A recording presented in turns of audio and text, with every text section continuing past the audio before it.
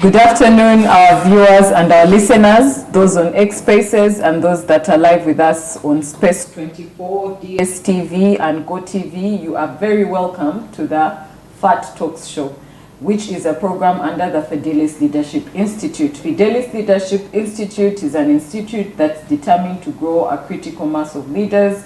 We are located on Kanjacha Street. I'd like to thank our partners, FAT24, for always giving us this airspace. And today we have very important guests from the Ministry of Health.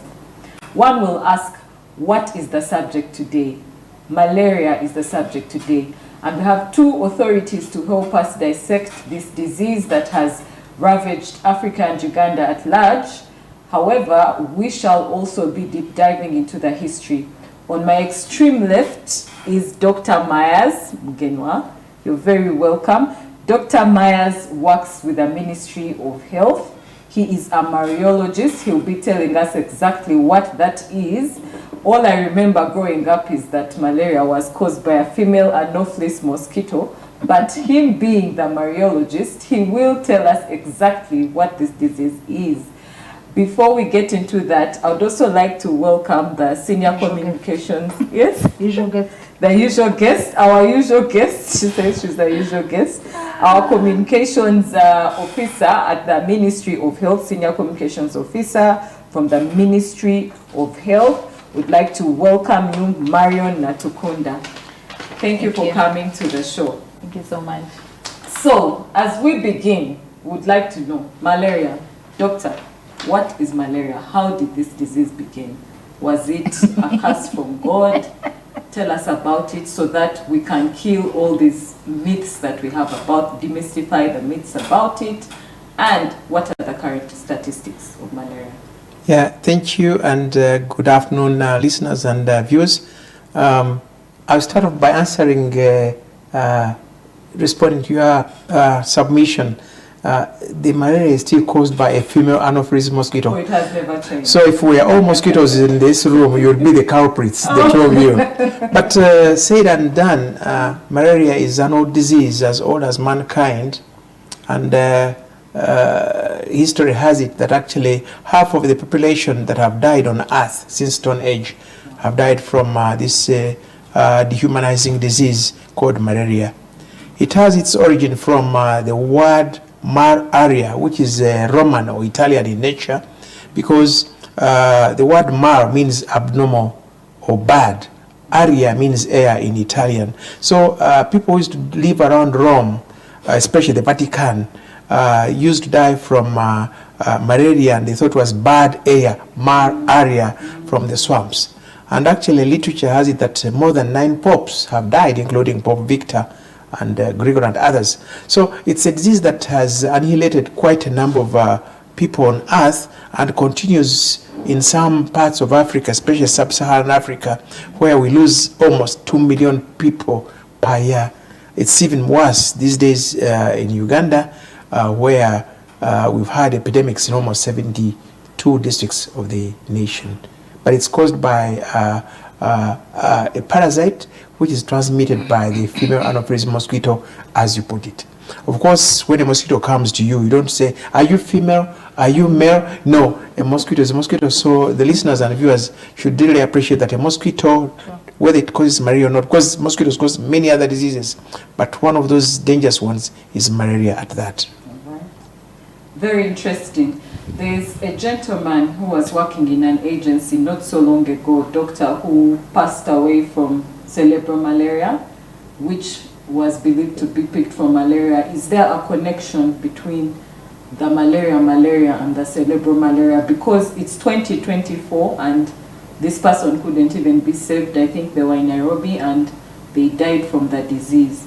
Is there a relation, a correlation from the malaria and then the cerebral, or an effect? No, actually, malaria is quite a complex disease, but we classify it as simple or uncomplicated malaria and severe or complicated malaria. Now, that patient may also rest in peace died from complicated or severe malaria. Now, severe malaria has got, before it becomes severe, it starts off as simple. And as part of the topic, as part of the advice we shall give in this talk, is for people to start to report to health facilities within 24 hours after getting symptoms of fever, joint pains, headache, and the related other features. But with severe malaria, you get quite a lot of complications. Cerebral malaria is one of them, but there are many others where currently, as we talk now in Uganda, mainly children are passing blood in urine, or passing black colored urine, what we call Coca-Cola like type of urine. The kidneys are failing, the limbs are dying away, what we call gangrene. You get the hands and fingers dying away, and we have to amputate them. So there's a lot of complexity that is taking place. And you recently heard of the strange disease in Bukoma and Simbi, where children were reported to be passing that, and caused a lot of mayhem in Parliament. But that was malaria in its complexity. So malaria has a lot of complications, which now we are battering with, as it were. It starts off as simple and is up into severe. So that patient who died from cerebral malaria died from the same complication we normally know. And especially in places where there is less malaria, you may miss the diagnosis for that matter. Before I move on to Sharon, before I move on to Marion, sorry, why Africa? Why the sub-Saharan? Because you travel to other parts of Europe and you don't find this as a threat. No one is sleeping under mosquito net. It's 2024. If the internet is here at the same speed, why are the medical services here at the same speed for Uganda? That's quite a good question. Why here, not only in Uganda, sub-Saharan Africa? Malaria used to be global. It used to be in, that's why I talked of Rome. It used to be in England, it used to be in America, and so on. Around the 1950s there was a global move to eliminate malaria globally. And actually, interesting enough, it took place here in Kampala. Now, other countries have been able to get rid of malaria, and as recently as last year or even this year, some African countries have been able to eliminate malaria.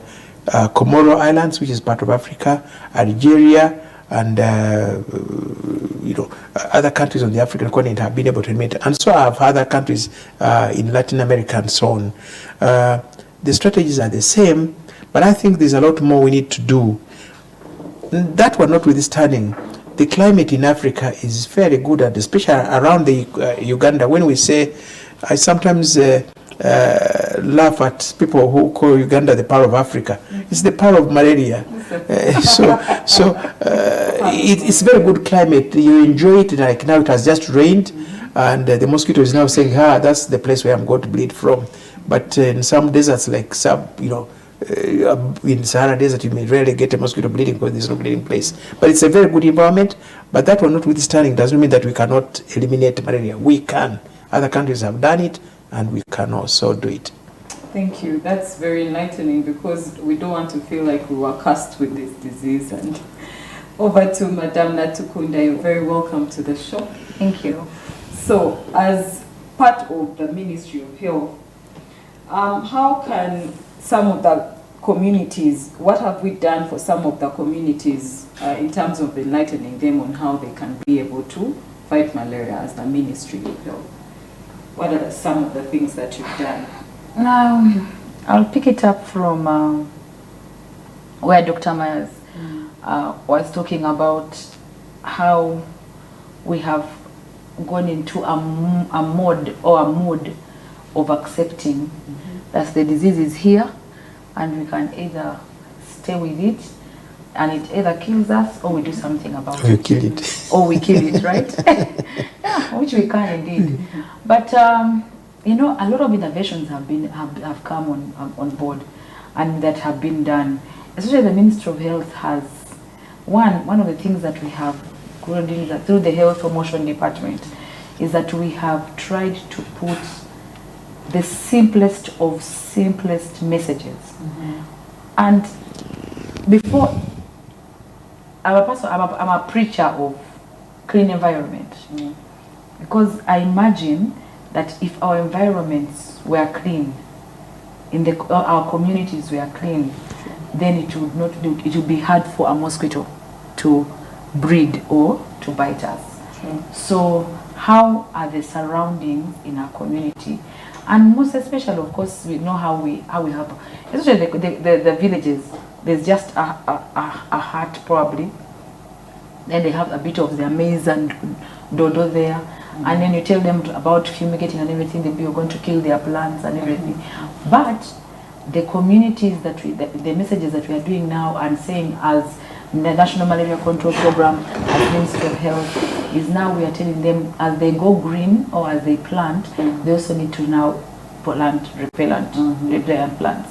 And we know the repellent plants, and maybe Dr. Myers will mention that, but also awareness in understanding what is the time that the mosquito bites. There's a time? There's a time. And he will tell you. Well, just like anybody, there's time for lunch, time for supper. He's about to say that the time for the mosquito is the evening. We do not want to miss that. But yeah, he'll share probably on that. But I'll take it for myself. I normally hang out with my cousins and my friends, particularly my cousins. They make fun of me all the time, and they're like, but how come that you're the only one? And I wanted Dr. Myers probably to explain this scientifically. How come you're the only one where mosquitoes are biting? So basically they call me a mosquito attractor who's making the mosquitoes bite the others. But it comes from the time also. Because what time are you out or are you not indoors? We spend more time outside. And that is between 8 a.m. to around 6 p.m. or 5 p.m. And that is the time when they say the mosquito is biting. But for the communities, another thing is that there's a lot of message fatigue. Is it like message fatigue out there of what they're supposed to do? And what the ministry has done, they have given out mosquito nets. There's routine actually also going on, routine distribution of mosquitoes in health facilities that is ongoing. But most especially the VHTs, the village health teams, go around with messages in their bags on their kits, telling them that the mosquito looks like this, but this is the time it does.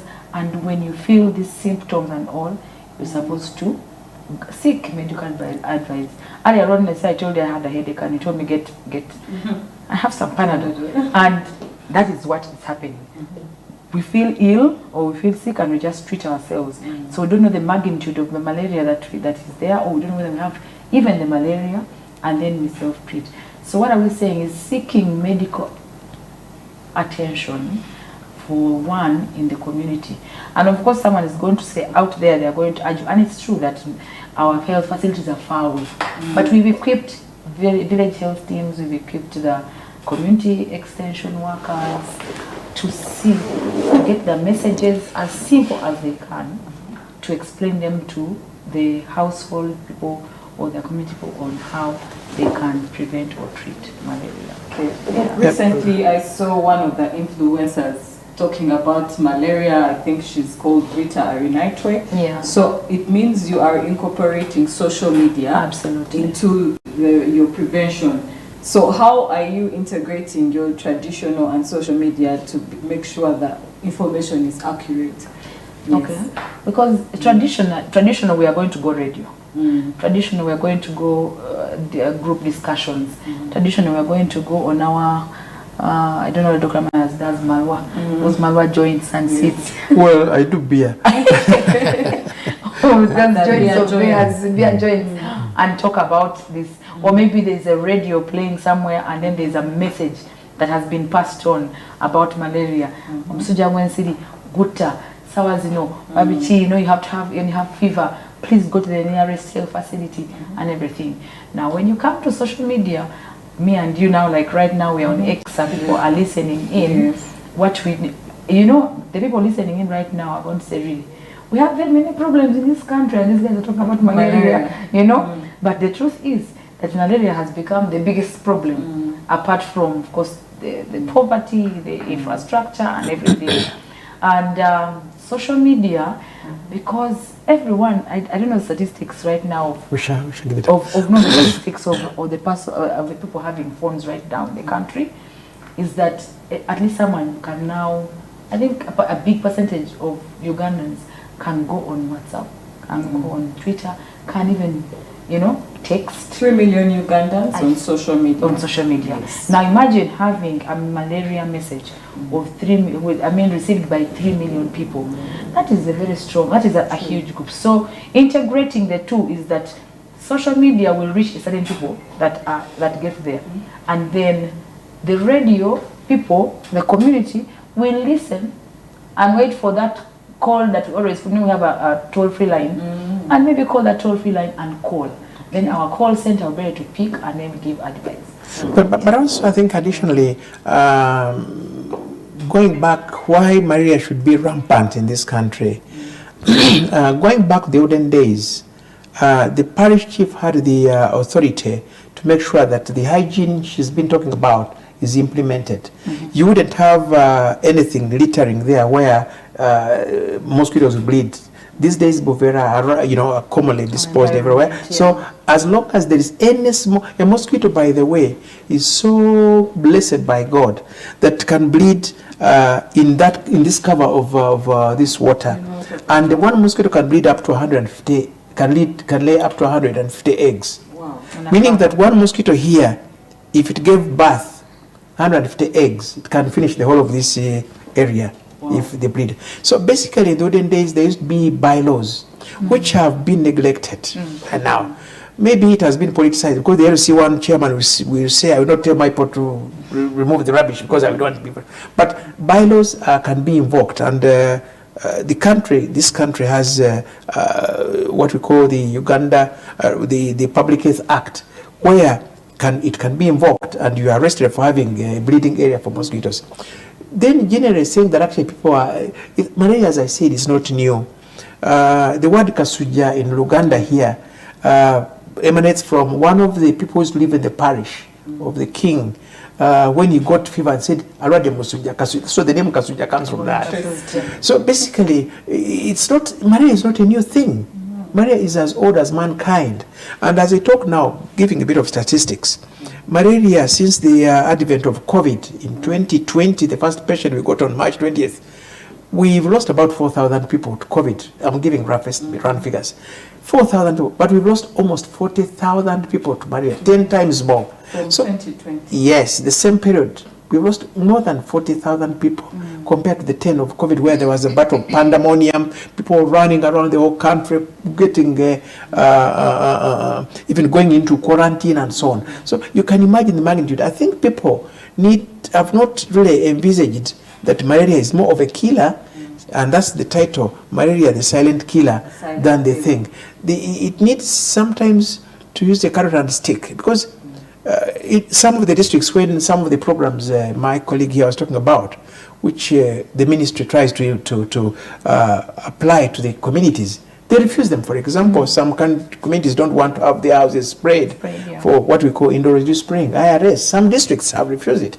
Yet you know that is the way you can minimize man-mosquito contact. So when there's no mosquito contact, you are safe.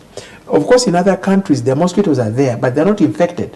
Because the mosquito needs, the female specifically, needs blood, and especially human blood, because they can suck other animals. But other animals have got thick skin. You can't suck them, and they've got those hairs. So mosquitoes' proboscis or mouth will not. So it goes for a smooth skin than like ladies' skin, and that's why actually even pregnant ladies they are prone. So it goes for those soft skins, gets blood, and as it gets its meal, it injects those parasites, and that's how the situation is good. But previously, and I think you were saying, actually my colleague here was saying that she's one of the victims in her form, that's why mosquitoes are around. Scientifically, mosquitoes have got propensity for certain groups, or blood groups. But also there are certain, through our sweat, a mosquito it's got a certain scent that attracts it.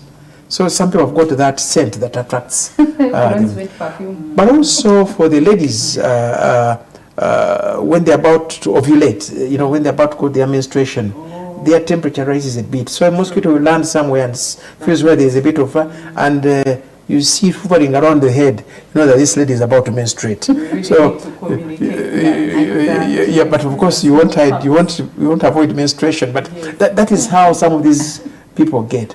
And for the pregnant women, actually, because they generate more heat, because they have got an extra burden, mosquitoes will get that heat faster than anything else. Than a man who has been coming from Malaria drinking and is cold, than a woman who's there. So is that why they're giving pregnant women the nets, anti-malarial medicine? plus the nets, to protect them from because they are very vulnerable. Like the under fives again, they are very vulnerable to mosquito bites. That's why they give them the nets. And part of the message here is, when they give you a net, go and sleep under it. Go and sleep under that net during pregnancy and even after because you are very vulnerable to that. The tablet you're talking about, the medicine, is to prevent that mosquito bite, which leads to the parasites going into the blood and going into the placenta. That is where the baby is, the womb of a woman, and then the parasites love that, like you love Sheraton, and they cause abortions, small babies, anemic children. So complications, even congenital, you produce a child now, give birth at this minute, the next few minutes the child is getting malaria immediately before even labor suit. So that's why we try to protect women, and it's a message here that when they give you a net, sleep under it. When they give you tablets, actually you should go from the second the day from the 13th week, when you start the 4th month of pregnancy, start going to antenatal every month to get those tablets protect you over and over. Interesting. Thanks, Dr. Ben, Myers. for that. Myers.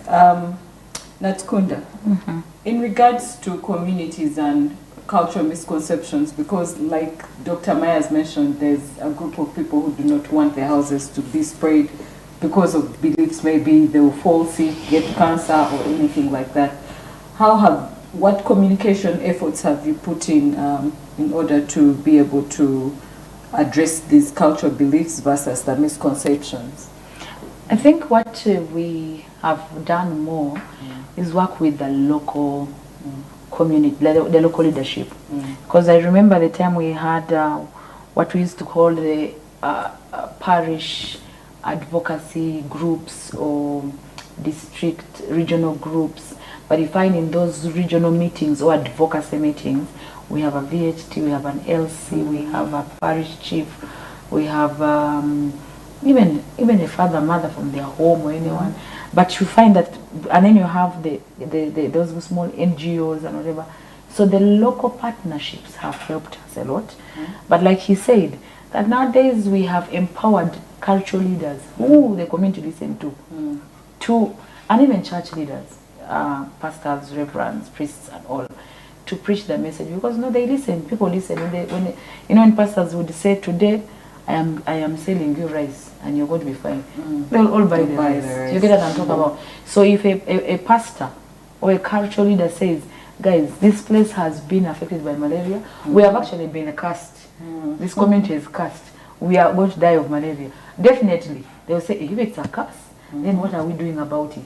Then we need to have these interventions. Another thing that we've done, of course, the community engagements that we carry on, we have what we call barazas. That is meetings. Yeah, like meetings. But as Health Promotion, we call them barazas.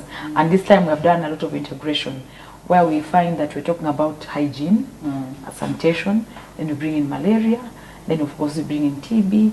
Because I keep telling people at the ministry, my colleagues here, that if we tackle issues of sanitation and hygiene, all these diseases, including malaria, will be solved. And that's what the president actually preaches. He preaches prevention. Dr. Myers, there seems to be a stakeholder game in the fight against malaria. And the person who would be in charge of the health, the public cleanliness, it would be the KCCA in this case. In town, maybe. In town, and in the rest of the country, is it the local government? I'm not sure. Government, but urban and so on. And health inspectors. Yeah, I agree with how you. have you partnered with them initiatives to be able to sort that? Because if it's a hygiene issue, then ideally they should be at the forefront. Yeah, basically, this is not a new undertaking. In the olden days and in the 60s, but that wasn't KCC, it was Kampala. I don't know, it was Kampala. It was the capital city at that, capital town at that time. The administration then used to do even fumigate in areas like Makerere, Chivulu. They used to do what we call fumigating. And all over these places, actually there was less malaria in Kampala then. And even right now there is less malaria. Actually, Kampala is one of those areas with less malaria compared to most parts of the country. But again, these are programs that have fallen to the roadside. But I've had KCC people, they've got a public health doctor, they've got a health department, but they've, if I can quote what I hear on TV and radio, they say the monies they get is not enough to undertake this. But fumigating and malaria control was a very, very, very serious problem, even in all urban areas in the city, even in the villages. It used to be. But I think we need to revisit those strategies by, I think, investing more into malaria control, because it costs us more. By the way, treating a malaria case, simple malaria case, may go even for as much as $10–20. Now, if it is severe malaria, where you can even get kidney failure, it may go to 20–30 million. But the worst it can go to is death. So we need to invest into that.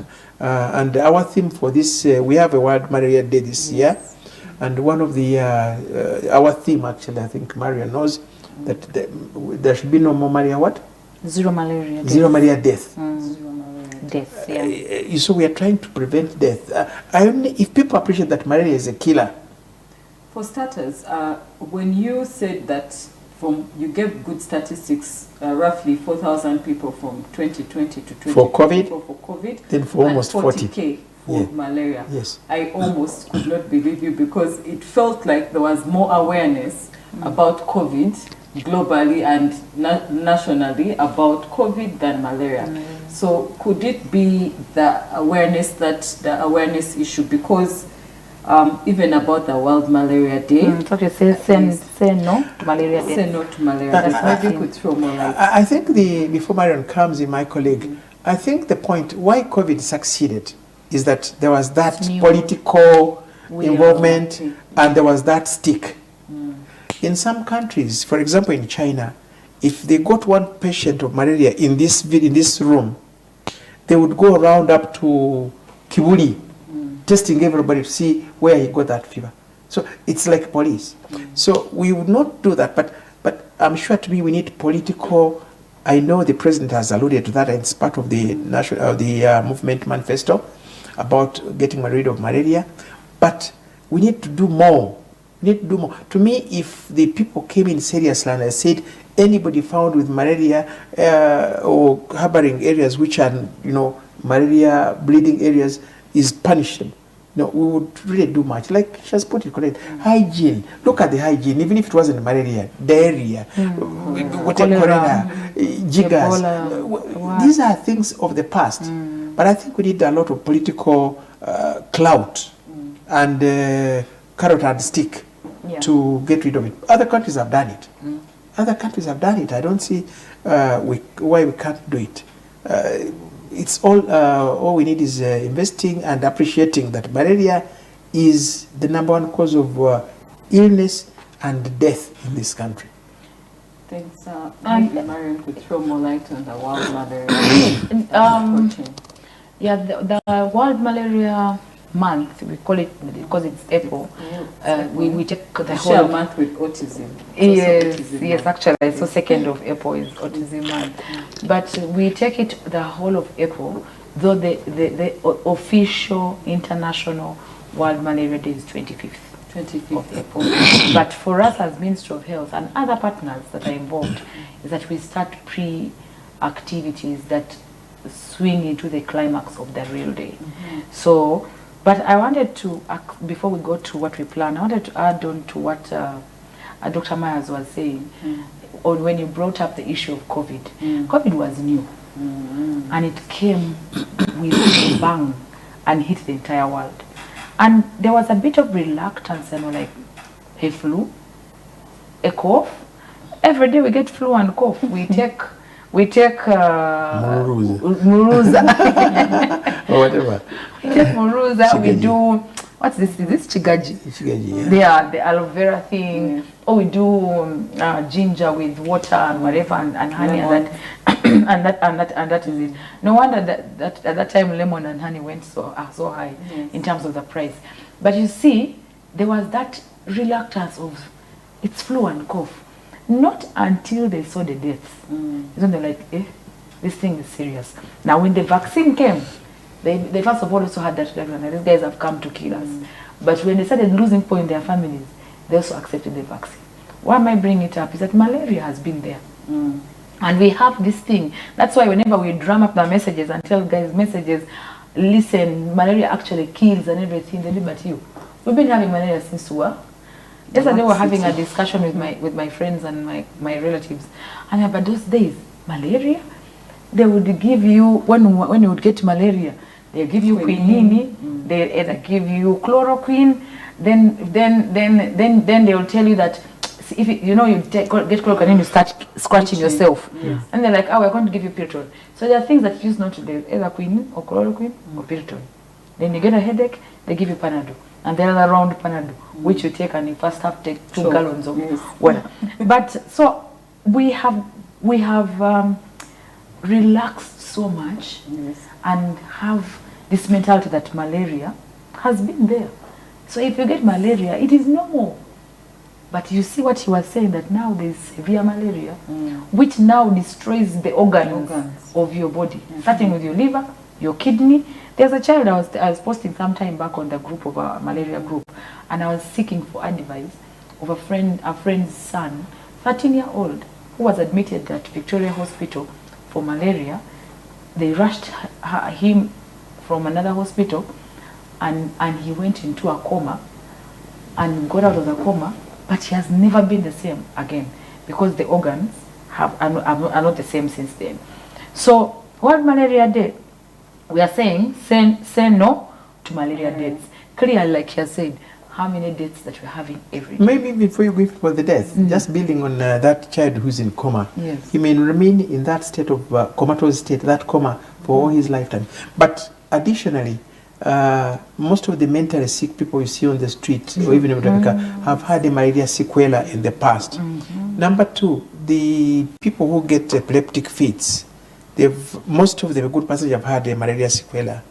Most of the poorly performing children at school, poor performers, if you took their history, they've had a severe malaria at one time. So if people could appreciate that poor performance at school, epilepsy, the coma she's talking about, the mental illness, these people you see, and anybody can be, they would definitely, it would drive sense into them. But because we take things laissez-faire as usual, I think we need to be more serious.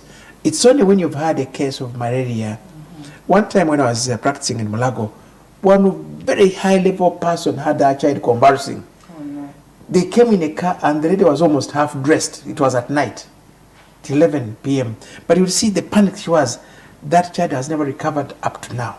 He's now a big boy, actually he's a man. But that was this. So we only need to appreciate the complications, which sometimes are permanent, that you may start appreciating what malaria is. It's because we take things, in this village. To our listeners who are in the X Spaces and our viewers on Smart 24, just to remind you, this is Fat Talks Show. The show today is about malaria, the silent killer, and how should leaders respond. We've already gone through most of the information. From my left is Marion Natukunda, Senior Communications Officer with the Ministry of Health, and Dr. Myers Lugemwa, also a Mariologist. I know people bite their tongue. Malariologist with the Ministry of Health. I know people bite their tongue. The players against the fight for malaria are government. However, how can you persuade the private sector to participate? in the fight against malaria? It seems to be a one-way burden. It appears to be. So, Doctor, how is it that we can bring in our private sector partners? Well, some have already been brought on board because the policy for the National Malaria Control Strategic Plan, we have a section for the private sector.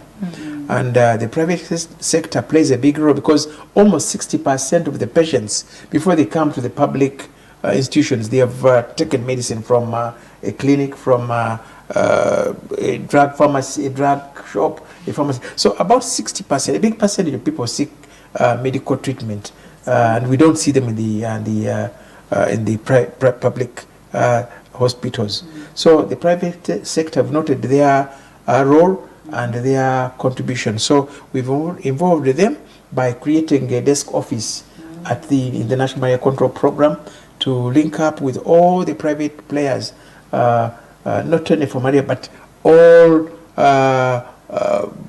people, companies and so on, to help us. And we want them actually, for example, if you was giving an example of, say, Coca-Cola in Namamve, if Coca-Cola played a role, would have a Coca-Cola free village around the malaria-free Coca-Cola village zone or something like that. So that's what we want the two. But also, when it comes, when we sometimes call for assistance, some of the, especially the pharmaceutical companies, they come to us when we have epidemics, they donate a few drugs to augment what is at national medical stores. So, and also some of them have come to take up, like Rotary and so on, and these other people to own. Coming to even the cultural institutions over and above the companies, kingdoms like Uganda, there's the Malaria Run, and actually they played a big role. Busoga there's the Busoga Forum. So we, beyond the companies and these other private sector, the other people coming, but because malaria does not discriminate, I've told you it has killed 9 popes. So it doesn't discriminate. 9 popes. Yeah, Pope Victor is one of them. Malaria killed them. Yeah. But just to add on to what he's saying, we have the National Malaria Control Program has partnered with, actually brought on board what we call the Malaria Free Uganda, which is an entity. Kick malaria out of Uganda. Which is an entity that is getting together private sector to work with the ministry or government of Uganda to, like have an entity that can bring the private sector together. So having that component is talking about in our strategic plan, or the private sector, and then Malaria Free Uganda have brought together the private sector, over 100, I think about 100 stakeholders or private sector companies and entities that we are now going to request to them that first of all they have a workplace policy of malaria, but also tell their staff, because they are affected. The economy is affected when the staff fall sick. Their office is affected. They have days off, absenteeism. Then also funding, resource mobilization. You notice, I don't know whether you saw something that was going around of how donors want to pull out to fund malaria, and they're saying this time Uganda should really embrace and have its own funding. So entities like Malaria Free Uganda bring the private sector together to have a domestic fund that is particularly for fighting malaria. And that is why now when it's talk about the World Malaria activities, like the Parliament of Uganda, they've embraced it, and they say they're going to have a walk every year against malaria. And this time we have the patron, who is the deputy speaker, has volunteered himself, to be the patron and say, guys, as parliamentarians, back in our constituencies, how can we see a malaria-free constituency? How can we see a malaria-free village? How can we say a malaria-free school? How can we say a malaria-free workplace? But as politicians, when we go back to our constituencies, I talk about all these other things, guys, don't sleep on a mosquito net, don't do this. Malaria should be one of the messages they should deliver.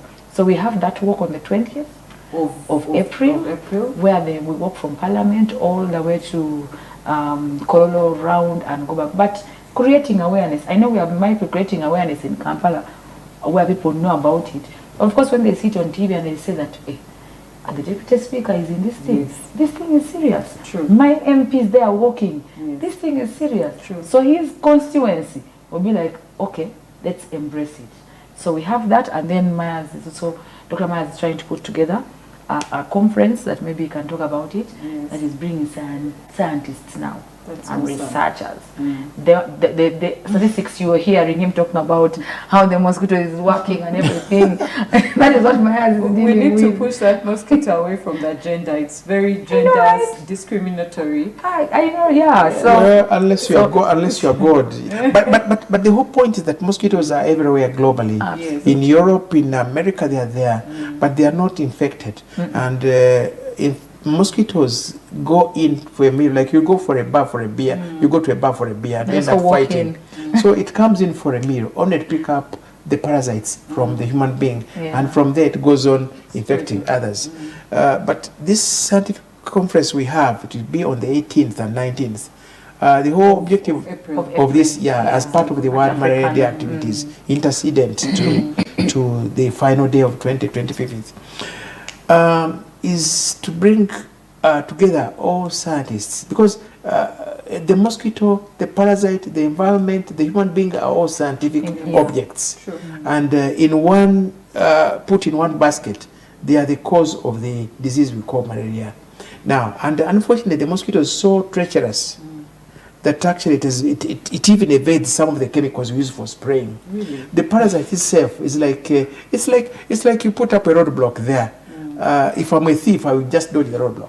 So likewise, the mosquito also dodges some of the chemicals. So we have that's why we have for you maybe having a kraal of cows, but for us we have kraal for mosquitoes to test which of the chemical kills the most. So are the medicines. Medicines also, the parasites can learn how to evade the medicines that we use, specifically the antimalarial. So we test them every time. So this scientific conference is to bring up the scientists together, tell us how effective our strategies and our arsenals are towards the mosquito, towards the parasite, the malaria parasite, and towards the communication. My colleague here, do the communication strategies or methods, do they work? All this is bringing. So this scientific conference will bring papers from the US, from other parts of the world, and the local researchers here. It's impressive because I almost asked you what technological advancements are you going to utilize, but given you already said you're going to have this conference, hopefully we can get a malaria vaccine soon, because it is there. it's there. It's there. It's around now. Yeah, we should be. Free? Yes. Of course, it's like all vaccines, like All COVID was vaccines free. How is it But for you, it's not for you, your Only age. for The children. Children under 5. under 5? Yeah, for kids under 5. When was this rolled out? No, it hasn't. Doesn't We are get going to roll it out. You know, it has taken more than 60 years to get a vaccine for malaria parasite. It took less than 6 months to get a vaccine for COVID. So you can imagine the complexity of a parasite, of malaria, Of working compared to on it. COVID. Yeah. Yes. It has taken over 60 years. And even then, it will be for children, not you. So over and above the vaccine, we need other strategies to be put in place. So don't rely on the vaccine and say all is done. You need multiple prolonged strategies. To the listeners on X, if there's anyone with any question, please feel free to put it in the chat box so that we can be able to ask our panelists to be able to answer. I just wanted to Yes. tell you that one of the other activities that we're having is, we talked about the private sector, but when he was mentioning one of them, he was talking about Rotary. I'm a Rotarian and I glory in it very much because of the community work we do. True. And then now the Rotary world, led by the Rotary Club of one of the Rotary clubs that we have in the country. We have about 120 clubs in Uganda, in one district, and then another 100 in another district. But we are getting together to have what we call the malaria bicycle ride, or ride against malaria, where we have partnered with Rotary and the cyclist Riders Association. I hope our moderator will ride a bicycle. Do you know how to ride a bicycle? I do know how to ride a bicycle, and I'm currently learning how to ride a motorcycle. So she's ahead of it. So you participate in the ride, yeah. So we are planning for this ride on the 28th of April. You notice that everything is around April because it's the month of malaria. Yes. So we are Rotary clubs and the community and the private sector get that bicycle. And don themselves with a message on a t-shirt of malaria or a kit or anything, ride, and we're going to ride around, and we're targeting the places he was talking about, Katanga, where there's a lot of those slummy areas and all, the ghetto areas, just to attract and say, guys, with messages, and we're going to have stops. So we stop at a place, share information, have a discussion, proceed and ride. We go to another point, share information like that, or maybe hand over like a leaflet or something. So we also have that ride, that all these activities, the conference, the ride, the walk, are all going to gear up to the real day when we are celebrating World Malaria Day as a country, which is on the 5th, right? Yes. 5th of May in Kibuku. You will wonder why Kibuku. It has been one of those districts, like he was talking about, that are chasing away interventions. We bring IRS, they chase away. You bring mosquito nets, they chase away. The only one to grow rice. And you notice it's all water and everything. Yes. No, but what has been there since time immemorial. So but we're not that they're doing badly, but they've really embraced it this time. And like you said, those kind of hard communities that have that cultural thing of like, a mosquito is not a big deal because we have to fend for ourselves and eat and do that. But Kibuku has come a long way. So we want to go and celebrate and also look at the best practices. We have storytelling, and that day we are going to have the Prime Minister. She's the one who's going to officiate it off, and we have other dignitaries from development partners, and one of the biggest person who is going to be in the country, I've forgotten his name. The Global Fund. The head of Global Fund International, yeah. So those are the activities we're doing. But right now, if you go onto our hashtags, end malaria, zero death malaria, say no to malaria now, Ministry of Health hashtag, then you go chase malaria hashtag. We have all those different hashtags. Right now, if you go, they are buzzing with different messages and all gearing up to World Malaria Day, but also still discussing why this small thing has become one of the most wildest animals that is about to be an attraction in the forest or in a game park. Yeah, because as they say, that's the most dangerous animal right now. Then the lion, not an elephant, but a mosquito. Yeah. So, but it's not a surprise because for those who read the Quran, the mosquito is the only holy book, the Quran, that talks about the mosquito as the most dangerous animal. Wow. The Quran does it. You are well read, Dr. Myers. So these are virologist. Yes, he is. I have gotten to know he really knows his stuff, and honestly, we are really happy here on the Fat Talk Show.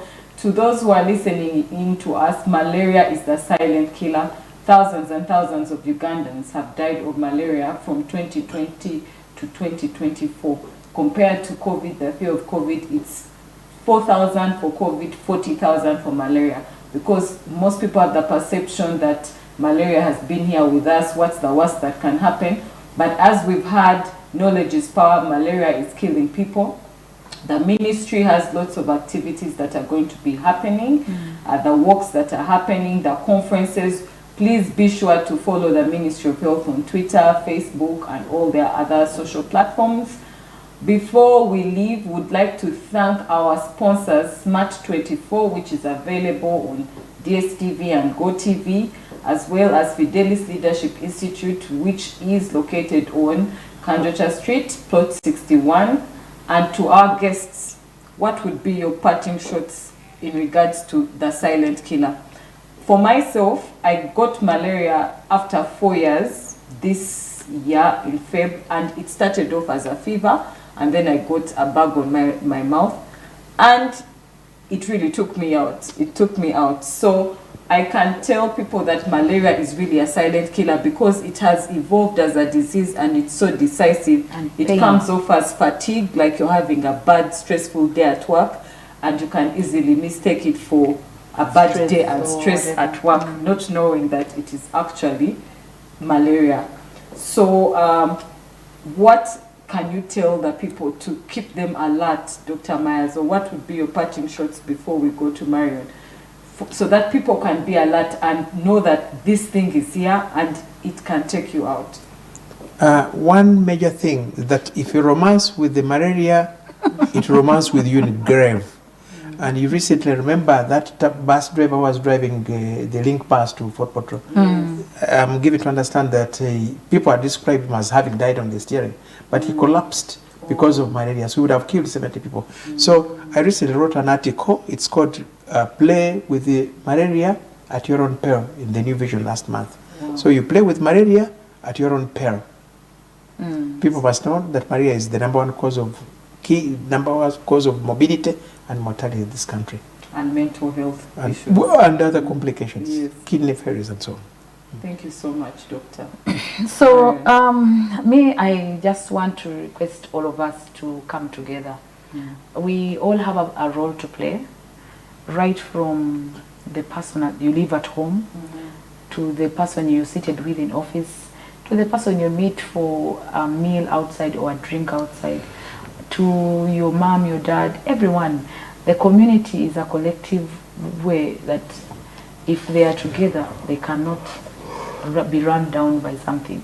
Sure. So I think if we all come together and put our little education that we have, knowledge that we have about, and especially look at our actions on, and I told you, like, I'm a person now who's a preacher of hygiene and sanitation. So my parting shot would be, if we can clear that stagnant water, break down or burn down or cut down the bushes, look out for the repellent plants. I thought Myers was going to talk about it, but maybe the next time.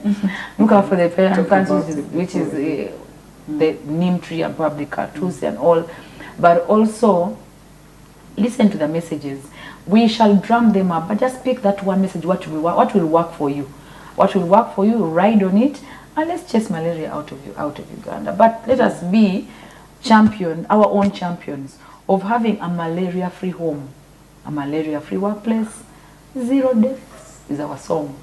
So in as much as we're saying that malaria is a silent killer and leaders should respond, we are the only ones who Absolutely. owe it to ourselves to lead ourselves. We thank the Deputy Speaker who will work with you, the Prime Minister who will launch with you, and all these dignitaries, but the battle is with us and our communities. So be the first leader in your home.